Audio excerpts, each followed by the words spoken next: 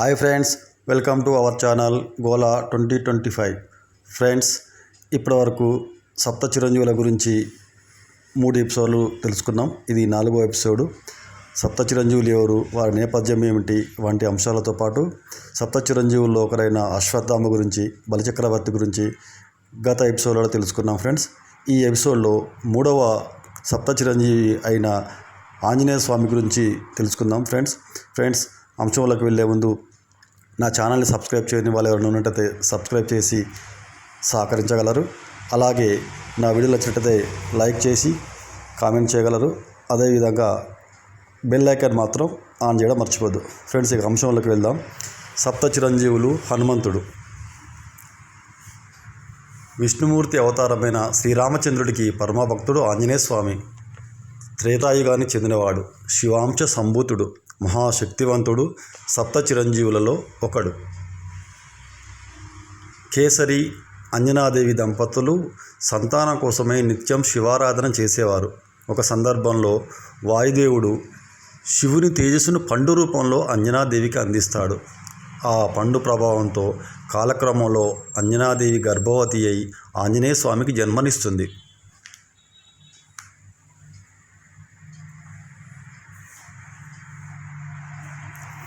సూర్యుడిని పండుగా భావించిన బాలాంజనేయ స్వామి ఒక సందర్భంలో నిద్రిస్తున్న ఆంజనేయుడిని ఒంటరిగా ఇంట్లో వదిలేసి పళ్ళు తేవడానికి అడవికి వెళ్తుంది అంజనాదేవి. అయితే మెలకువ వచ్చిన ఆంజనేయ స్వామి బయటికి వచ్చి చూస్తాడు. బాగా ఆకలి వేయడంతో చుట్టూ చూసి ఎదురుగా సూర్యబింబం కనిపిస్తుంది. బాలుడైన ఆంజనేయ స్వామికి ఆ ఎర్రని ప్రతిబింబాన్ని చూడగా పండులా భ్రమిస్తాడు. పట్టుకు తినడానికి ఒక్కసారిగా ఆకాశంపైకి ఎగురుతాడు. రివ్వుమని వాయు మనోవేగాలతో సూర్యుడి వైపు దూసుకెళ్లడం మొదలు పెడతాడు.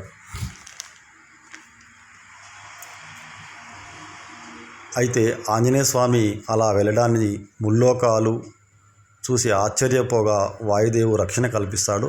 అదేలాగో తెలుసుకుందాం. దేవతలు, మునులు, రాక్షసులు అలా దూసుకెళ్తున్న బాలుడిని ఆశ్చర్యంగా నోరెళ్లబెట్టి చూడడం మొదలు పెడతారు. వాయుదేవుడు మాత్రం సూర్యుడి వలన బాలుడికి వేడి తగలకుండా అతని చుట్టూ రక్షణ కవచంగా నిలిచి చల్లబరచడం చేస్తూ ఉంటాడు.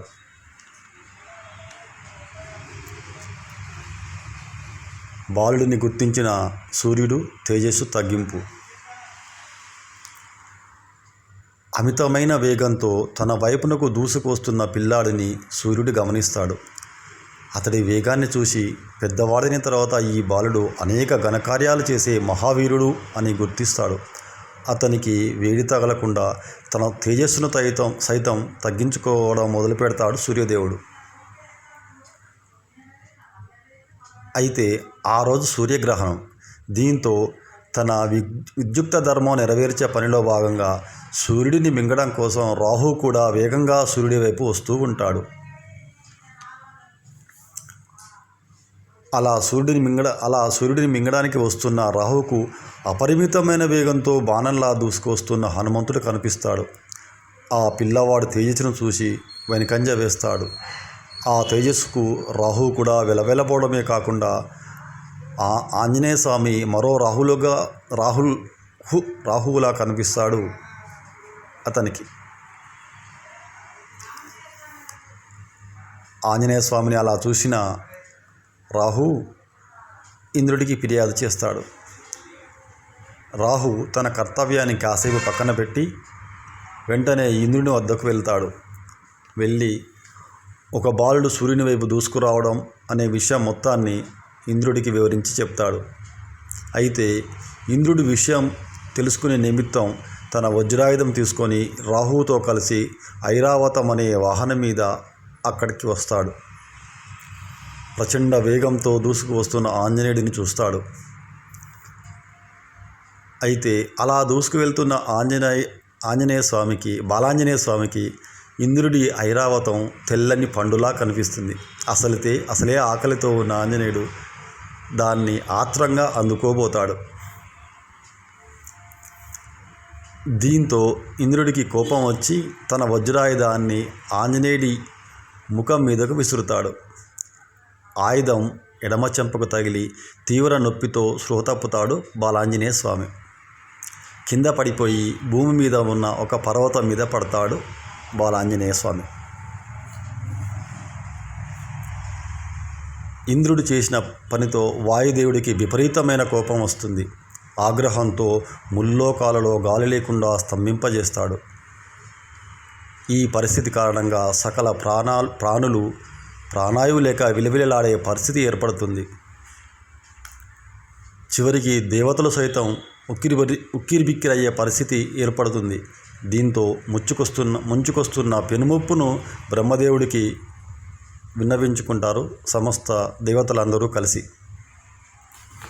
విషయం మొత్తం గ్రహించిన బ్రహ్మదేవుడు దేవతలందరినీ వెంటబెట్టుకొని అంజనీదేవి వద్దకు వెళ్తాడు. నిర్జీవంగా ఉన్న హనుమంతుడిని ఒడిలో పెట్టుకొని పెద్దగా ఏడుస్తూ ఉంటుంది అంజనాదేవి. అక్కడే ఉన్న వాయుదేవుడు దేవతలతో సహా వచ్చిన బ్రహ్మను చూసి అతని పాదాలకు నమస్కరిస్తాడు. బ్రహ్మ వాయుదేవుడిని దీవించి తన హస్తాలతో బాలహనుమయ్యను ఒక్కసారి నిమరగానే అతని శరీరం మీద గాయాలు మాయమై దేహం ప్రకాశవంతమవుతుంది. బ్రహ్మస్పర్శలోని మహత్తు వల్ల బాలాంజనేయ స్వామి నిద్రలోంచి లేచిన వాడి వలె లేచి కూర్చుంటాడు. బ్రహ్మచర్యతో సంతోషించిన వాయుదేవుడు తిరిగి గాలిని లోకాలలోకి పంపించి ప్రాణులను రక్షిస్తాడు. ముల్లోకాలను యథాస్థిత స్థితికి వచ్చేలా చేస్తాడు. సమస్త దేవతల వరాలు. బ్రహ్మదేవుడు దేవతలందరినీ ఆంజనేయ స్వామికి వరాలు ప్రసాదించాల్సిందిగా కోరుతాడు. దీంతో ఇంద్రుడు పద్మమూలికను ఇస్తాడు ఆంజనేయ స్వామికి.